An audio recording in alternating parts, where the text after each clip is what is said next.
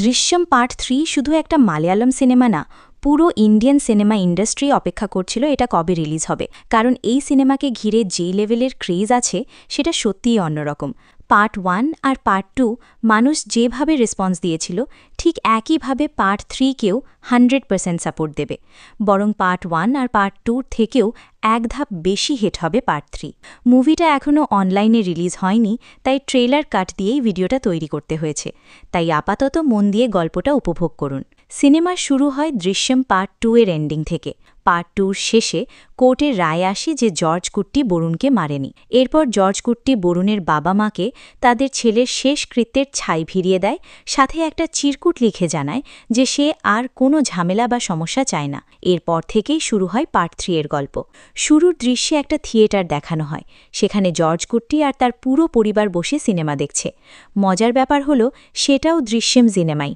Part 2 শেষে George কুট্টি এক লেখকের কাছে গিয়ে বলেছিল তার কাছে একটা গল্প আছে যেটা দিয়ে সিনেমা বানানো যায়। এখন সেই গল্পটাই একজন ডিরেক্টরকে দিয়ে সিনেমা বানানো হয়েছে, আর সেই সিনেমার প্রডিউসার হচ্ছে জর্জ কুট্টি নিজেই। তাই পরিবারকে সাথে নিয়ে নিজের বানানো প্রথম সিনেমা দেখছিল সে। সিনেমা শেষ হওয়ার পর দর্শকরা দারুণ রেসপন্স দিতে থাকে, রিভিউও অসাধারণ আসে। চারদিকে এখন এই সিনেমারই আলোচনা চলছে।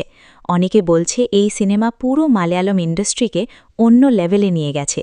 সিনেমায় যে অভিনেতা হিরোর চরিত্রে অভিনয় করেছে সেও ব্যাপক প্রশংসা পাচ্ছে। জর্জ কুট্টি আর তার পরিবার সিনেমা দেখে বের হতেই দেখে বাইরে প্রচুর মানুষ দাঁড়িয়ে আছে। শুধু তাই না, মিডিয়াও তাদের জন্য অপেক্ষা করছে। আর মিডিয়া মানেই তো এমন সব প্রশ্ন করবে যেগুলোর উত্তর দিতে গিয়ে ঝামেলায় পড়তে হবে। তাই তারা ঠিক করে থিয়েটারের পেছনের দরজা দিয়ে চুপচাপ বের হয়ে যাবে। কিন্তু গোপনে বের হলেও শেষ পর্যন্ত একটা মিডিয়ার ক্যামেরার সামনে ধরা পড়ে যায় তারা। তখন মিডিয়ার লোকেরা এসে বলে, স্যার, আপনাকে একটা পার্সোনাল প্রশ্ন করতে চাই। জর্জ কুট্টি তখন বলে, আরে ভাই, ইন্টারভিউ দেওয়া আমার দ্বারা হবে না, আর এখন আমার হাতে একদম সময়ও নেই, এগুলো বাদ দিন, আমাকে যেতে হবে। কিন্তু সেই প্রেস রিপোর্টার ছেলে আর মেয়ে কিছুতেই ছাড়ে না। তারা বলে, আপনাকে ইন্টারভিউ দিতেই হবে, আমরা খুব সিম্পল একটা প্রশ্ন করব, শুধু ওইটার উত্তর দিয়েই চলে যান। তখন জর্জ কুট্টি জিজ্ঞেস করে, কি প্রশ্ন? ওরা বলে, 2 বছর আগে কোর্টে রায় এসেছে যে বরুণের খুনের সঙ্গে আপনার কোনো সম্পর্ক নেই।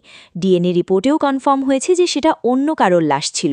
কিন্তু এখন আপনি যে দৃশ্যম সিনেমা রিলিজ করেছেন আর আপনার বাস্তব জীবনের ঘটনাগুলো যদি তুলনা করা হয়, তাহলে দুটো একদম একই রকম মনে হচ্ছে।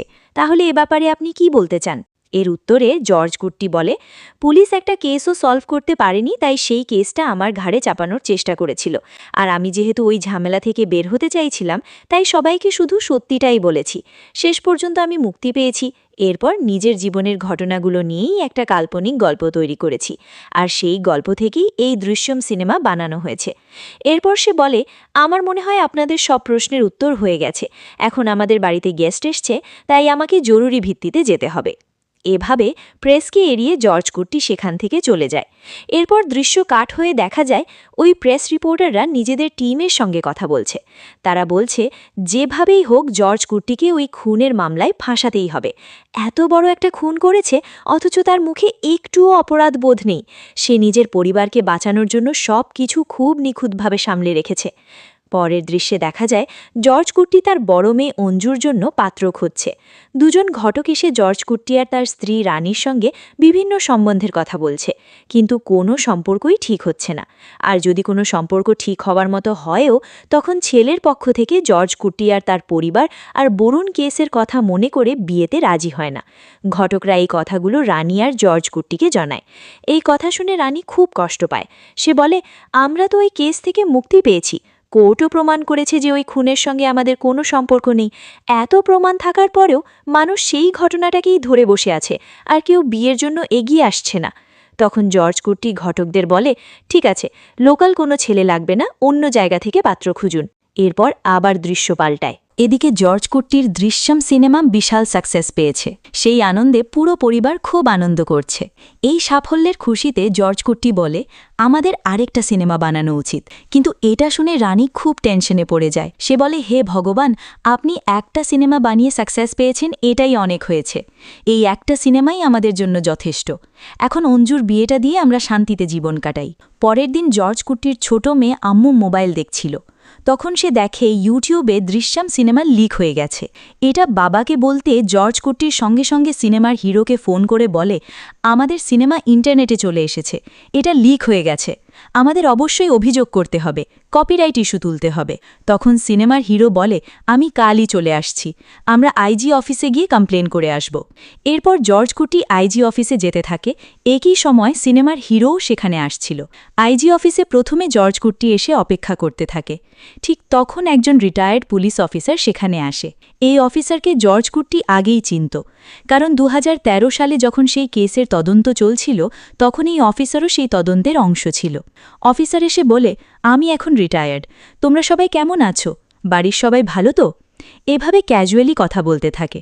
তারপর বলে, তোমার সিনেমাটা এখনও দেখা হয়নি, তবে শুনেছি খুব ভালো হয়েছে, যত তাড়াতাড়ি সম্ভব দেখে ফেলব। তখন জর্জ কুট্টি বলে, অবশ্যই স্যার, সময় পেলে দেখবেন, খুব ভালো লাগবে। এরপর সেই পুলিশ অফিসার জর্জ কুট্টির দিকে তাকিয়ে বলে, বরুণের ব্যাপারে তুমি যা করেছ সেটা ঠিক নাকি ভুল আমি জানি না, কিন্তু আমি জানি তুমি যা করেছিলে সেটা শুভ সেলফ ডিফেন্সের জন্যই করেছিলে। এই কথা শুনে জর্জ কুট্টি কোনো উত্তর দেয় না, সে চুপচাপ দাঁড়িয়ে থাকে। কারণ এই বিষয় নিয়ে আসলে জর্জ কুট্টি যতটা সম্ভব কম কথা বলে, এমনকি নিজের স্ত্রীকেও কিছু বলে না, কারণ সে জানে ভুল করে হলেও কাউকে বিশ্বাস করা যাবে না। তখন সেই রিটায়ার্ড পুলিশ অফিসার বলে, আমার ছেলেও সিনেমায় কাজ করার চেষ্টা করছে, যদি কোনো চরিত্র থাকে তাহলে ওকে একটা সুযোগ দেবেন। জর্জ কুট্টি তখন বলে, অবশ্যই স্যার, অবশ্যই সুযোগ দেব। ঠিক তখনই সিনেমার অরিজিনাল হিরো সেখানে চলে আসে। এরপর জর্জ কুট্টি আর সেই হিরো একসাথে আইজি অফিসে গিয়ে সিনেমা লিক হওয়ার ব্যাপারে কমপ্লেন করে সেখান থেকে বেরিয়ে যায়। এদিকে এই সিনেমার মূল কনসেপ্ট হচ্ছে, যেভাবেই হোক জর্জ কুট্টি তার বড় মেয়ে অঞ্জুর বিয়েটা দিয়ে দিতে চায়। ঘটকরা প্রতিদিনই নতুন নতুন সম্বন্ধ নিয়ে আসছে, কিন্তু প্রতিটা বিয়েই ভেঙে যাচ্ছে। আর এর সবচেয়ে বড় কারণ হচ্ছে বরুণের কেস। এই সব চিন্তা করতে করতে জর্জ কুট্টি বসেছিল। ঠিক তখনই তাদের বাড়িতে যোশী আসে। যোশীকে নিশ্চয়ই আপনাদের মনে আছে, দ্বিতীয় পার্টের শুরুতে পুলিশ যাকে তাড়া করছিল আর যে একটা বিল্ডিংয়ে লুকিয়েছিল, তখন জর্জ কুট্টিকে সেই বিল্ডিং থেকে বের হতে দেখেছিল সে। শুধু তাই না, বরুণের লাশ জর্জ কুট্টি পুলিশ স্টেশনের ভেতরে কবর দিয়েছিল বলে যে অভিযোগ করেছিল, সেই লোকটাই এই যোশী। তো এখন প্রশ্ন হল, যোশী কেন আবার জর্জ কুট্টির কাছে এসেছে? আসলে যোশী তার কষ্টের কথা বলতে নিজের স্ত্রীকেও সঙ্গে করে নিয়ে এসেছে। সে খুব মন খারাপ করে বলতে থাকে, ওই কেস শেষ হওয়ার পর থেকে আমার জীবন ঠিকমতো চলছে না, যাই শুরু করতে যাই কিছুই সফল হয় না, সব কিছুতেই শুধু লস হচ্ছে। এরপর সে বলে, সেদিন কোর্টে আপনার বিরুদ্ধে আমার কথা বলা উচিত হয়নি, আমাকে টাকা দেওয়া হয়েছিল আর টাকার লোভে আমি ওই কাজ করেছিলাম, পুলিশ অফিসাররাই আমাকে টাকা দিয়ে এসব বলতে বলেছিল। তারপর যোশী বলে, আমি একদিন একটা চার্চে গিয়েছিলাম, সেখানে সব ঘটনা খুলে বলি। তখন তারা আমাকে বলে, আমাদের পরিবারের ওপর একটা অভিশাপ আছে, তাই আপনার কাছে এসেছি। এই কথা শুনে জর্জ কুট্টি যোশীর দিকে তাকিয়ে বলে, আমি তোমাদের ওপর কোনো অভিশাপ দিইনি, শুধু তোমাদের না, আমি কারোর ওপরই অভিশাপ দিই না, আমি সবসময় চাই সবাই ভালো থাকুক। এরপর জর্জ কুট্টি আরও বলে, সত্যি বলতে তুমি যেটা করেছিলে সেটা ভুল না, বরং ঠিকই করেছিলে। সেদিন যদি তুমি টাকা নিয়ে ওই মিথ্যে কথা না বলতে, তাহলে আজও কেসটা চলতেই থাকত। একদিক থেকে তুমি আমাকে সাহায্যই করেছ। এই কথা শুনে যোশী একদম অবাক হয়ে যায়। সে বলে, স্যার, আপনি কি মজা করছেন? জর্জ বলে, না যোশী, আমি সত্যিই বলছি। যাই হোক, এখন কি কাজ করছো? তখন যোশী বলে, বাসস্ট্যান্ডে একটা বেকারির দোকান দিয়েছি, কিন্তু সেটাও ভালো চলছে না, অনেক লসে আছি, আরও কিছু প্রোডাক্ট আনতে হবে। জর্জ তখন বলে, তাহলে লোন নাও। যোশী বলে, চেষ্টা করছি স্যার, কিন্তু লোন পাচ্ছি না। জর্জ বলে, শুধু লোনের জন্য চিন্তা করছো? আমি নিজেই তোমাকে টাকা দেব, যত সাহায্য লাগে আমি করব, যখন পারবে তখন ফেরত দিও। সত্যি বলতে এই একটা জায়গায় জর্জ কুট্টিকে সম্মান করতেই হয়। কেউ বিশ্বাসঘাতকতা করুক বা শত্রুই হোক না কেন, তাদের খারাপ সময়ে সাহায্য করা, এটা সত্যিই অনেক বড় একটা গুণ। এরপর দৃশ্য আবার কাট হয়। এদিকে সেই দুই প্রেস রিপোর্টার, একটা ছেলে আর একটা মেয়ে, তারা এবার পুরোপুরি উঠে পড়ে লেগে গেছে, যেভাবেই হোক এবার জর্জ কুট্টিকে অপরাধী হিসেবে প্রমাণ করতেই হবে এবং তাকে জেলে পাঠাতে হবে। এই কারণে তারা নিজেদের টিম নিয়ে প্রতিদিন জর্জ কুট্টির বাড়ির আশেপাশে নজরদারি করতে থাকে। জর্জ কুট্টির পরিবারের প্রতিটা মুভমেন্ট, প্রতিটা আচরণ খুব কাছ থেকে নজর রাখতে থাকে তারা। যদি কোনো ছোট্ট ক্লু পাওয়া যায় তাহলে সেই ক্লু ধরেই আবার কেসটা রিওপেন করাবে আর জর্জ কুট্টিকে আবার পুলিশ স্টেশনের দরজায় নিয়ে যাবে। এই আশাতেই তারা অপেক্ষা করছিল। কিন্তু তারা এতটা মরিয়া হয়ে কেন অপেক্ষা করছে জানেন? এর পেছনে একজন মানুষ আছে। তবে সেই মানুষটা কে সেটা এখনই বলবো না। গল্প যত সামনে এগোবে ততই সব পরিষ্কার হয়ে যাবে। দিন কেটে যেতে থাকে। এদিকে জর্জ কুট্টির বড় মেয়ে অঞ্জুর বিয়ের জন্য কোনো ছেলেই পাওয়া যাচ্ছিল না, কিছুই ঠিকঠাক হচ্ছিল না।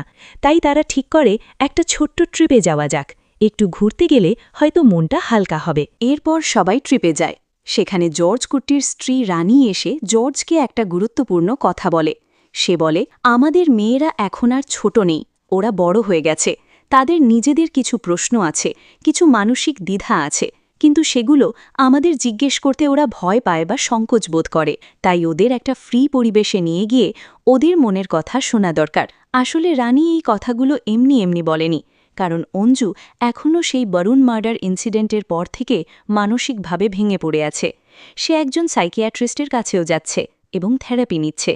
এই কাজগুলো করার পরামর্শ সেই ডাক্তারই দিয়েছিল।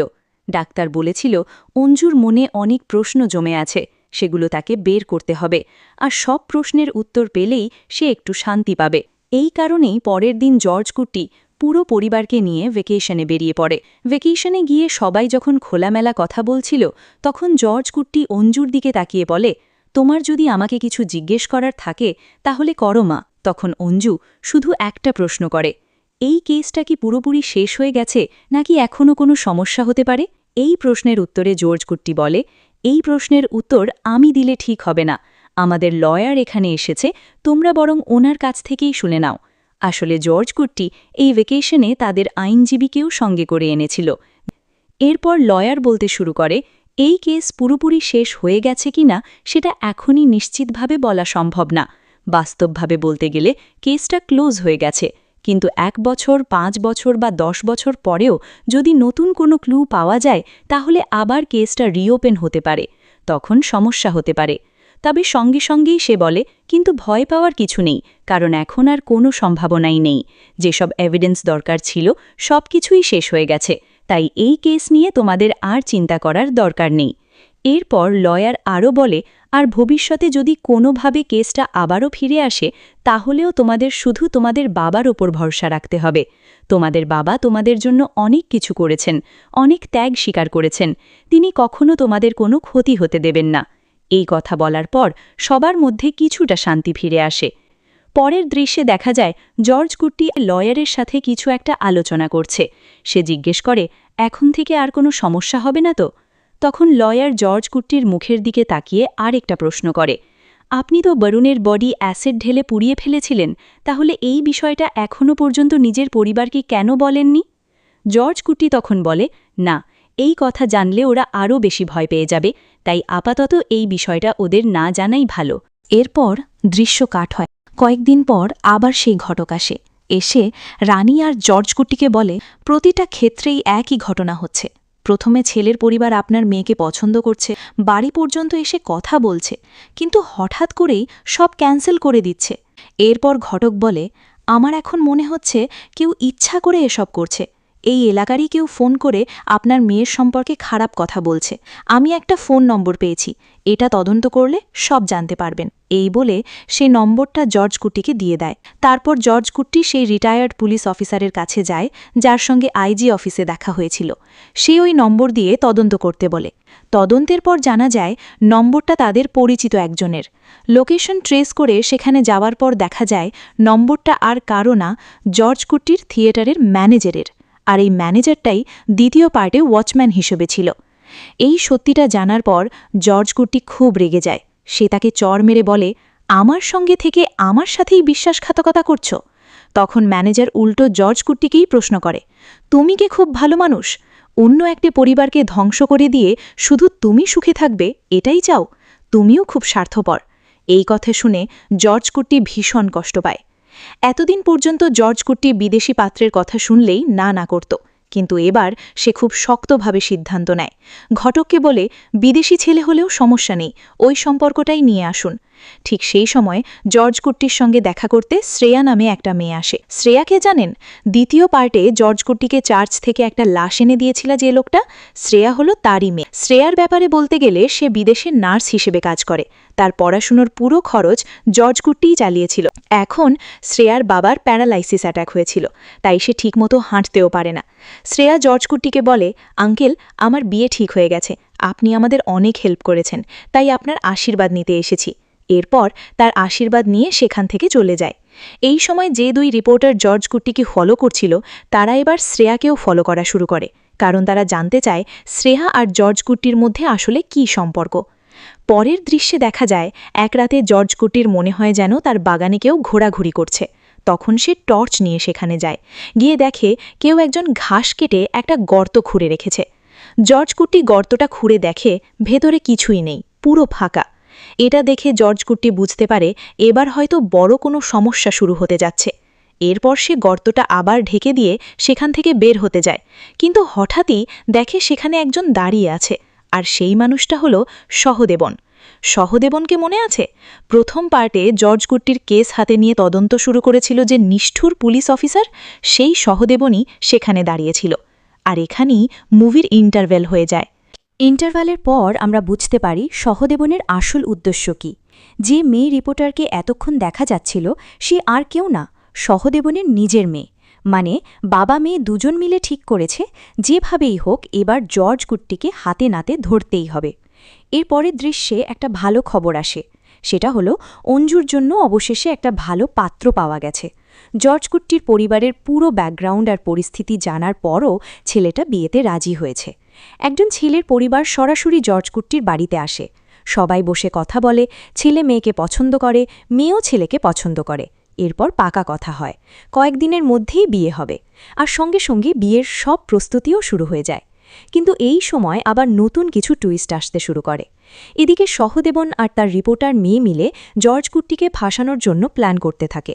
জর্জ কুট্টি আর তার মেয়েদের সম্পর্কে তথ্য জানার জন্য তারা প্রথমে অঞ্জুর সাইকিয়াট্রিস্টের কাছে যায়। সহদেবন সেখানে গিয়ে বলে, আমি একজন পুলিশ অফিসার, আমাকে অঞ্জুর মেডিকেল রিপোর্ট দিন। কিন্তু ডাক্তার সরাসরি না করে দেয়। তখন সহদেবন ডাক্তারের গলায় ছুরি ধরে বলে, রিপোর্ট না দিলে তুমি বাঁচবে না।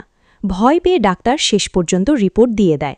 এরপর সহদেবন বলে, এই রিপোর্টে তোমাকে একটু পরিবর্তন করতে হবে, আর এই ব্যাপারে পুলিশকে কিছু বলবে না। ডাক্তারের তখন আর কিছু করার থাকে না। সহদেবন চলে যাওয়ার পর ডাক্তার সঙ্গে সঙ্গে জর্জ কুট্টিকে ফোন করে সব ঘটনা জানায়। তখন জর্জ কুট্টি তাকে সাহস দিয়ে বলে, ঠিক আছে ডাক্তার, আপনি ভয় পাবেন না, আমি সব সামলে নেব। কিন্তু এখন জর্জ কুট্টির মাথায় একটাই প্রশ্ন ঘুরতে থাকে, সহদেবন আবার কেন ফিরে এসেছে? তখন জর্জ কুট্টি সঙ্গে সঙ্গে সহদেবনের সঙ্গে দেখা করতে যায়। সেখানে গিয়ে সে অবাক হয়ে দেখে সহদেবন সেই রিপোর্টার মেয়েটার সঙ্গেই বসে আছে। তখন সহদেবন বলে, ও আমার মেয়ে। এই কথা শুনে জর্জ কুট্টি রেগে যায়। সে বলে, এই কেসের সঙ্গে তোমার কোনো সম্পর্কই নেই, কোর্ট আগেই বলে দিয়েছে যে কেস ক্লোজ হয়ে গেছে। তাহলে আমার মেয়ের পার্সোনাল মেডিকেল রিপোর্ট নেওয়ার অধিকার তোমার নেই। তুমি যাই করো না কেন, আমি তোমার আর তোমার মেয়ের বিরুদ্ধে কেস করব। তখন সহদেবন জর্জ কুট্টির দিকে তাকিয়ে চ্যালেঞ্জ ছুড়ে দিয়ে বলে, এই সহদেবন কে সেটা তুমি খুব ভালোভাবেই জানো। এই কথা শুনে জর্জ কুট্টি কিছুটা ভয় পেয়ে যায়। সেই ভয় নিয়েই সে সেখান থেকে বেরিয়ে আসে। এদিকে অঞ্জুর বিয়ের প্রস্তুতি খুব জোরালোভাবেই চলতে থাকে। বিয়ের শপিং, জামাকাপড়, গয়না সবকিছুই কেনাকাটা হচ্ছিল। কিন্তু অন্যদিকে জর্জ কুট্টি ভিতরে ভিতরে খুব ভয় পাচ্ছিল। সে নিজের মেয়ের বিয়েটাও ঠিকভাবে উপভোগ করতে পারছিল না। সবসময় একটা চিন্তা মাথায় ঘুরছিল, কখন কি হয়ে যায়। তার মাথায় শুধু একটাই কথা ছিল, যাই হোক না কেন মেয়ের বিয়েটা যেন কোনো ঝামেলা ছাড়াই হয়ে যায়। একদিকে যখন বিয়ের প্ল্যানিং চলছিল, তখন অন্যদিকে সে লয়ারের সঙ্গেও আলোচনা করছিল। আর এদিকে সহদেবনও নিজের প্ল্যান নিয়ে এগোচ্ছিল। এখন সহদেবনের একটাই লক্ষ্য, যেভাবেই হোক অঞ্জুর বিয়ে বন্ধ করে দেওয়া। তখন জর্জ কুট্টির লয়ার তাকে বলে, আপনি কোনো কিছু নিয়ে চিন্তা করবেন না, আপনি শুধু বিয়ের কাজ দেখুন, বাকি সব আমি সামলে নেব। এরপর সহদেবন নতুন এভিডেন্স জোগাড় করার জন্য শ্রেয়ার কাছে যায়। সে শ্রেয়ার বাড়িতে গিয়ে শ্রেয়া আর তার বাবাকে মারধর করে জেরা করতে শুরু করে। সে বলে, চার্চে মৃতদেহ কবর দেওয়ার কাজ করা একজন মানুষের এত বড় বাড়ি কিভাবে হলো? তোমার মেয়ের বিয়ে ঠিক হয়েছে, সে আবার বিদেশে চাকরি করছে, এত টাকা কোথা থেকে এলো? কার টাকা এগুলো? এভাবে মারতে মারতে জিজ্ঞেস করতে থাকে। শেষ পর্যন্ত মার সহ্য করতে না পেরে শ্রেয়ার বাবা সত্যি কথা বলে ফেলে। সে স্বীকার করে, হ্যাঁ, সেদিন আমি জর্জ কুট্টির জন্য চার্চ থেকে একটা লাশ এনে দিয়েছিলাম। এই এভিডেন্স পাওয়ার পর সহদেবন আরও আত্মবিশ্বাসী হয়ে যায়। অন্যদিকে তখন আইপিএস অফিসার থমাস আর সেই এসআইকে দেখানো হয়।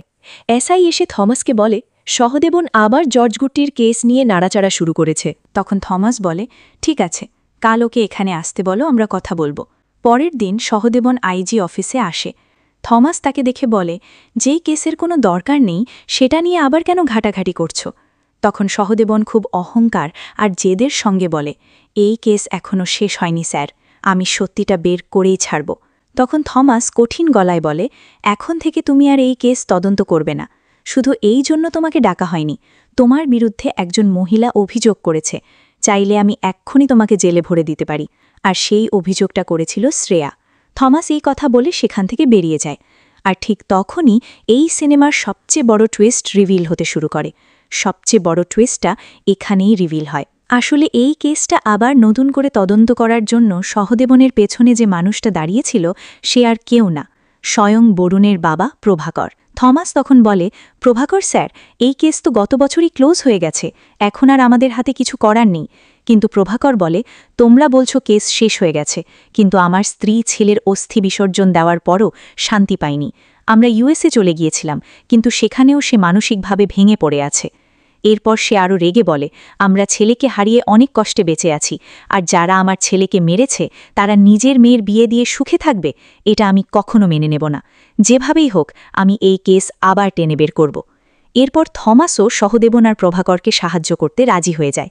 এদিকে ওদের সবার একটাই টার্গেট, যেভাবেই হোক অঞ্জুর বিয়েটা বন্ধ করে দিতে হবে। এই ব্যাপারটা জর্জ কুট্টিও বুঝতে পেরে যায়। সে বুঝে যায় বিয়ের আগেই তাকে আর তার মেয়েকে কোর্টে টেনে নিয়ে যাওয়ার পরিকল্পনা করছে সবাই। তাই আগেভাগেই জর্জ কুট্টি বেল নিয়ে রেখেছিল। তার লয়ার কোর্টে বলে, এসবই ওদের প্ল্যান, ওরা শুধু মেয়ের বিয়েটা বন্ধ করতে চায়। আজ বিয়ে হতে দিন, কোর্ট যখন ডাকবে তখন ওরা এসে হাজিরা দেবে। এই কথা শুনে কোর্টও রাজি হয়ে যায়। মানে অঞ্জুর বিয়ে বন্ধ করার পুরো প্ল্যানটা একদম ভেস্তে যায়। এরপর একদিকে কোর্টে তর্ক-বিতর্ক চলতে থাকে, আর অন্যদিকে খুব সুন্দরভাবে অঞ্জুর বিয়েও সম্পন্ন হয়ে যায়। সেই রাতেই অঞ্জু আর তার স্বামী একটা রিসর্টে যায়। আর এখান থেকেই শুরু হয় আসল টুইস্ট। বলা যায় এটাই পুরো সিনেমার পিক মোমেন্ট, কারণ এখানে একটা ভয়ঙ্কর সত্যি সামনে আসে। আসলে এতক্ষণ যে পুরো প্ল্যানটা চলছিল সেটা তৈরি করেছিল প্রভাকর আর সহদেবন। আর সেই প্ল্যানটা কি ছিল জানেন? অঞ্জু যাকে বিয়ে করেছে সেই ছেলেটা আসলে প্রভাকরেরই লোক। যখন সেই ছেলে বিদেশে ছিল তখন তার অনেক বড় ব্যবসায়িক লস হয়েছিল, আর সেই ক্ষতিপূরণ করতে প্রভাকরে তাকে টাকা দিয়ে সাহায্য করেছিল। তাই শুধু প্রভাকরের কথার কারণেই সে অঞ্জুকে বিয়ে করেছিল। এই বিশাল টুইস্ট তখন সামনে আসে। এরপর সেই ছেলে অঞ্জুকে একটা ওষুধ খাইয়ে অজ্ঞান করে দেয়। তারপর সেই রুমে একটা খুনের দৃশ্য তৈরি করা হয়। প্ল্যান ছিল ওই ছেলেটাকে সঙ্গে সঙ্গে বিদেশে পাঠিয়ে দেওয়া হবে এবং ঘটনা এমনভাবে সাজানো হবে যেন মনে হয় অঞ্জু ওই ছেলেটা অর্থাৎ নিজের স্বামীকে মেরেছে। মানে পুরো দোষ অঞ্জুর উপর চাপিয়ে তাকে জেলে পাঠানোর পরিকল্পনা করা হয়েছিল। আর এই পুরো প্ল্যানটাই প্রভাকর খুব নিখুঁতভাবে সাজিয়েছিল। কিন্তু জর্জ কুট্টি আগেই আন্দাজ করেছিল যে এমন কিছু একটা হতে পারে, তাই সেও আগে থেকেই প্রস্তুতি নিয়ে রেখেছিল। সেই রাতেই সহদেবনের ফোন থেকে জর্জ কুট্টির কাছে একটা ভিডিও কল আসে। ওপাশ থেকে বলা হয়, তোমার মেয়েকে আমরা কিডন্যাপ করেছি। এই কথা শুনে জর্জ কুট্টি ভয় পেয়ে সঙ্গে সঙ্গে সেই রিসর্টে ছুটে যায়। সেখানে গিয়ে সে দেখে সহদেবন অঞ্জুকে খুব নিষ্ঠুরভাবে মারধর করেছে। এরপর অঞ্জুর স্বামী অর্থাৎ সেই ছেলেটাকে তারা পালিয়ে যেতে সাহায্য করে। মানে তাদের পুরো প্ল্যান একদম ঠিকঠাকভাবে এগোচ্ছিল। কিন্তু এই গোপন প্ল্যানের ব্যাপারে আইপিএস অফিসার থমাসও কিছু জানত না। পুরো সত্যিটা জানত শুধু দুজন, একজন বরুণের বাবা প্রভাকর আর অন্যজন সহদেবন। পরের দিন এই সিনেমার সবচেয়ে বড় টুইস্ট সামনে আসে, কারণ প্রভাকর যেভাবে পুরো প্ল্যান সাজিয়েছিল সবকিছু ঠিক সেভাবেই হচ্ছিল। কিন্তু জর্জ কুট্টি চুপি চুপি পুরো খেলাটাই উল্টে দিয়েছিল। কিভাবে? আসলে সহদেবন যখন ফোন করে বলেছিল তোমার মেয়েকে কিডন্যাপ করেছি, তখন জর্জ কুট্টি সোমের সঙ্গে সেই রিসর্টে ছুটে যায়। সেখানে গিয়ে সে নিজের মেয়েকে জিজ্ঞেস করে, তুই কি আমাকে বিশ্বাস করিস মা? অঞ্জু সঙ্গে সঙ্গে বলে, হ্যাঁ বাবা, আমি তোমাকে বিশ্বাস করি। এই কথা শোনার পর জর্জ কুট্টি নিজের মেয়েকেই খুব নিষ্ঠুরভাবে মারতে শুরু করে। সে ইচ্ছা করে এটা করছিল না, মেয়েকে মারতে তার ভীষণ কষ্ট হচ্ছিল, কিন্তু এটা ছিল তার প্ল্যানের খুব গুরুত্বপূর্ণ একটা অংশ। সে এমনকি ছুরি দিয়ে অঞ্জুর হাতে আঘাতও করে। তারপর বলে, অজ্ঞান হওয়ার অভিনয় করো। এই সব কিছু করার একটাই কারণ ছিল, প্রভাকর আর সহদেবন নিজেদের পাতা ফাঁদেই যেন নিজেরাই ধরা পড়ে। অন্যদিকে অঞ্জুর স্বামী তখন সহদেবনের সঙ্গে পালিয়ে যাচ্ছিল। এই সুযোগটাই কাজে লাগায় জর্জ কুট্টি। সে এমন একটা দৃশ্য তৈরি করে যেন মনে হয় সহদেবনে অঞ্জুকে মারধর করে অজ্ঞান করেছে। এরপর জর্জ কুট্টি সহদেবনের বাড়িতে গিয়ে তাকে ধরে ফেলে। সে সহদেবনকে মারতে মারতে বলে, তুমি, প্রভাকর আর থমাস সবাই মিলে এসব করছো, আমি সব জানি। এখন তোমাকে সবকিছু স্বীকার করে ভিডিও রেকর্ড করতে হবে, না হলে মেরে ফেলব। শেষ পর্যন্ত সহদেবন সেই ভিডিও স্টেটমেন্ট রেকর্ড করে। আর সেই ভিডিওতে শুধু প্রভাকরের নামই না, আইপিএস অফিসার থমাসের নামও জড়িয়ে যায়। মানে এবার সবাই জর্জ কুট্টির পাতা ফাঁদি নিজেরাই আটকে পড়ে। এরপর তারা বুঝতেই পারছিল না কি করবে। ঠিক তখনই জর্জ কুট্টির মন নরম হয়ে যায়। সে বলে, যদি এরপর আপনারা কোনো চালাকি করার চেষ্টা করেন তাহলে সহদেবনের ভিডিও স্টেটমেন্ট আমার কাছেই আছে, আমি সেটা সরাসরি কোর্টে জমা দিয়ে দেব। এরপর যা হবে কোর্টেই হবে। তখন থমাস জর্জ কুট্টিকে বলে, এই পুরো বিষয়টা তুমি নিজে গিয়ে প্রভাকরকে বলো। এদিকে জর্জ কুট্টি তার পরিবারকেও জানিয়ে দেয় যে সে আত্মসমর্পণ করতে যাচ্ছে, কারণ দৃশ্যম পার্ট 2-তে সে একবার বলেছিল, পরিস্থিতি যত বড়ই হোক না কেন, একদিন না একদিন আমি আমার ভুলের শাস্তি অবশ্যই পাব, কিন্তু সেটা ভেবে তোমরা কষ্ট পাবে না, নিজের প্রাণ দিয়ে হলেও আমি তোমাদের রক্ষা করব। আর এখন ঠিক সেটাই ঘটে। জর্জ কুট্টি সব দোষ নিজের কাঁধে নিয়ে বলে, খুনটা আমিই করেছি। এরপর সে জেলে চলে যায়। সঙ্গে সঙ্গে প্রেস আর মিডিয়ায় খবর ছড়িয়ে পড়ে। 15 বছর পর অবশেষে এই খুনের মামলার একটা শেষ পাওয়া গেল। একজন বাবা নিজের মেয়ের জন্য এত কিছু করতে পারে, এটা দেখে পুরো এলাকার মানুষ অবাক হয়ে যায়। এরপর দৃশ্য কাট হয়। অন্যদিকে প্রভাকর আর তার স্ত্রী গীতা নিউজ চ্যানেলে জর্জ কুট্টির গ্রেপ্তারের খবর দেখছিল। তখন প্রভাকর গীতাকে জিজ্ঞেস করে, এবার অন্তত তুমি খুশি তো? কিন্তু গীতা যা উত্তর দেয় সেটাই সবচেয়ে বড় শখ। সে বলে, না, আমার এখনও তাকে চাই। এখানে ও বলতে সে জর্জ কুট্টির মেয়ে অঞ্জুকে বোঝায়। আর এখান থেকেই পরিষ্কার হয়ে যায় এই গল্প এখনও শেষ হয়নি। মানে দৃশ্যম পার্ট 4-এর জন্য দারুণ একটা লিড রেখে দেওয়া হয়েছে। তো বন্ধুরা, এটাই ছিল দৃশ্যম পার্ট 3-এর পুরো গল্প। গল্পটা কেমন লাগলো অবশ্যই কমেন্ট করে জানাবেন। ভিডিও ভালো লাগলে লাইক, শেয়ার আর সাবস্ক্রাইব করতে ভুলবেন না।